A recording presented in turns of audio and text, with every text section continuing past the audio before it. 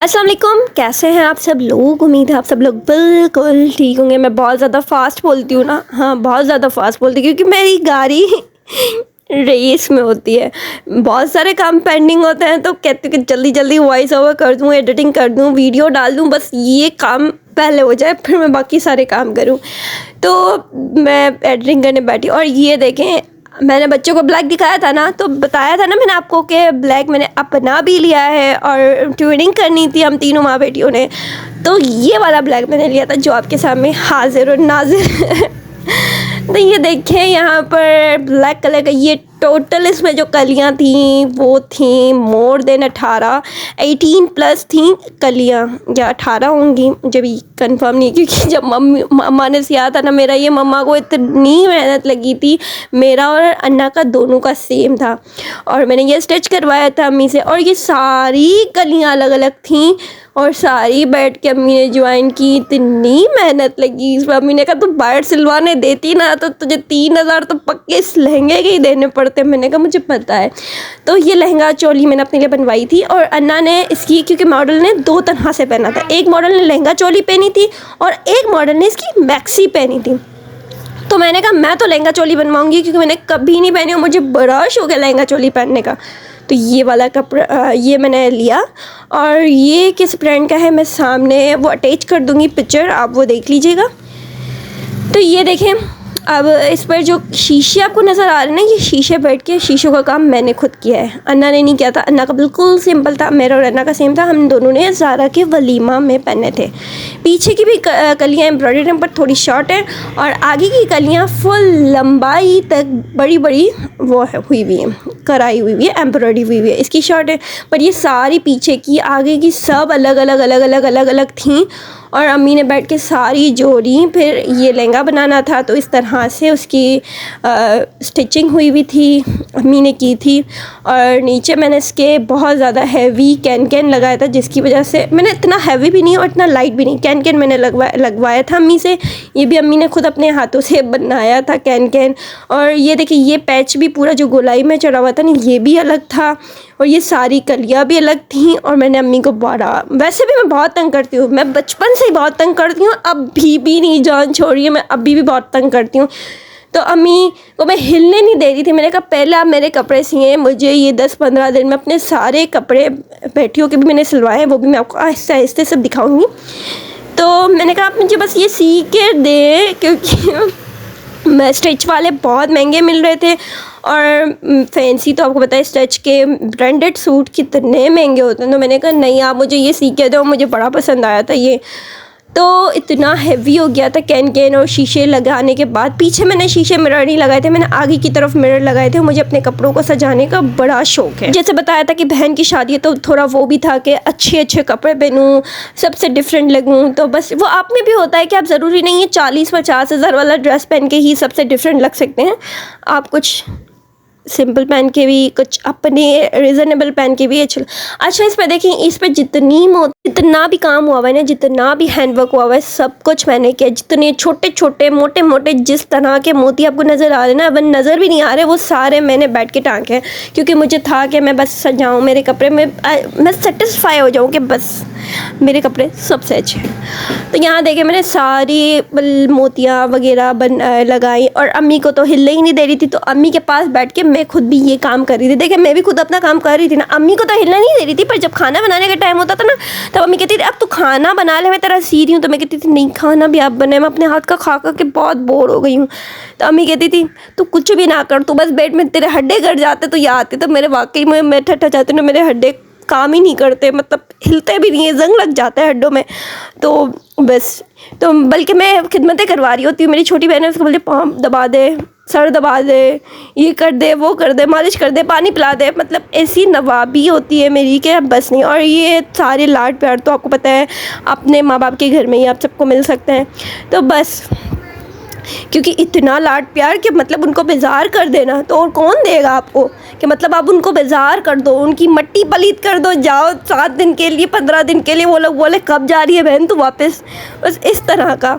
और फिर ये देखिए सारी हैंडवर्क मैंने किया था इस पर, जो भी आपको नज़र आ रहा है, मिरर नज़र आ रहा है, मोती नज़र आ रहा है, बारीक से बारीक चीज़ें ना, क्योंकि इस पर सिर्फ एम्ब्रॉयडरी थी। किसी तरह का हैंडवर्क ना मॉडल ने पहना था ना था ना है, क्योंकि नज़र ही नहीं, इतनी सारी एम्ब्रॉयडरी में नज़र क्या आता है।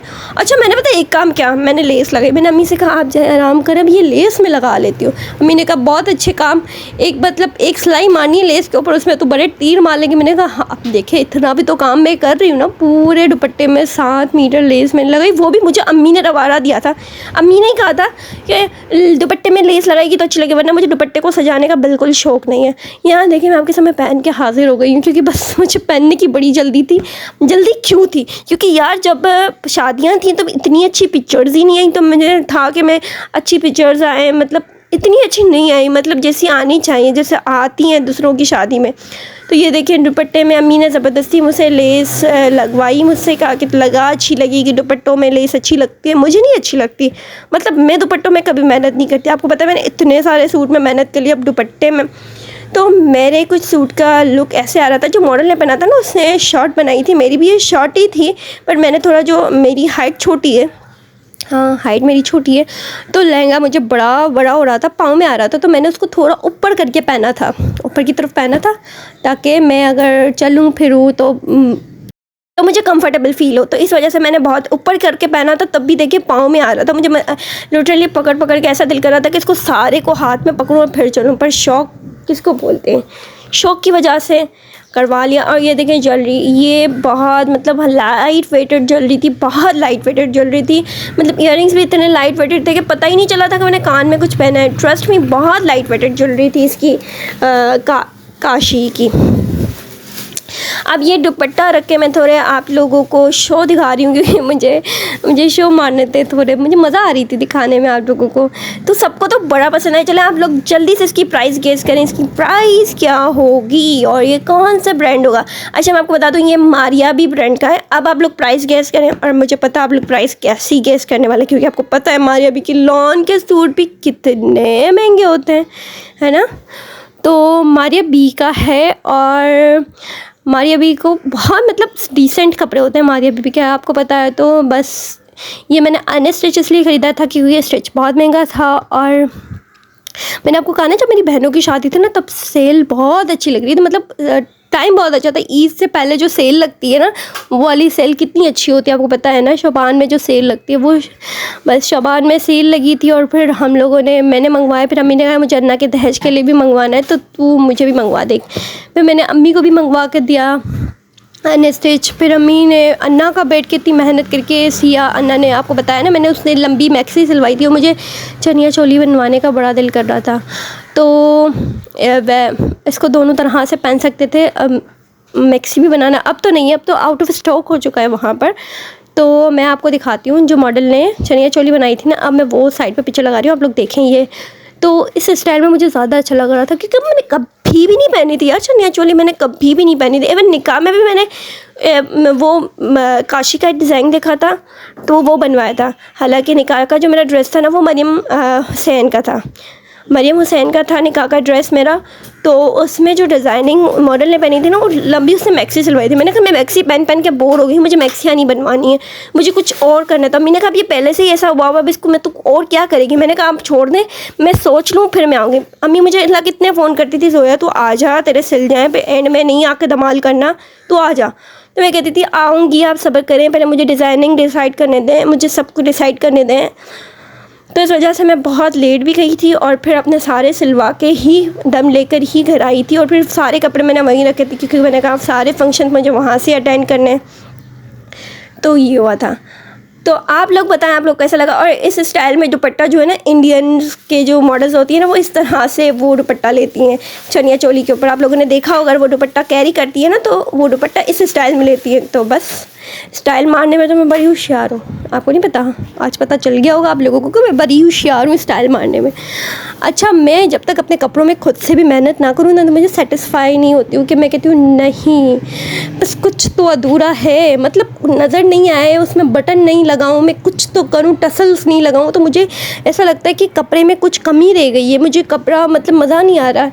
मैं उसमें सुई धागा लेके तो ऐसा बैठती हूँ जैसे मैंने पता नहीं कौन से कोर्स किए हुए हों एम्ब्रॉयडरी के और मोतियाँ वगैरह शीशे लगाने के। हालांकि ऐसे जुगाड़ी काम करती हूँ कि वो बेचारे एक दिन में लटक जाती हैं मोतियाँ वगैरह।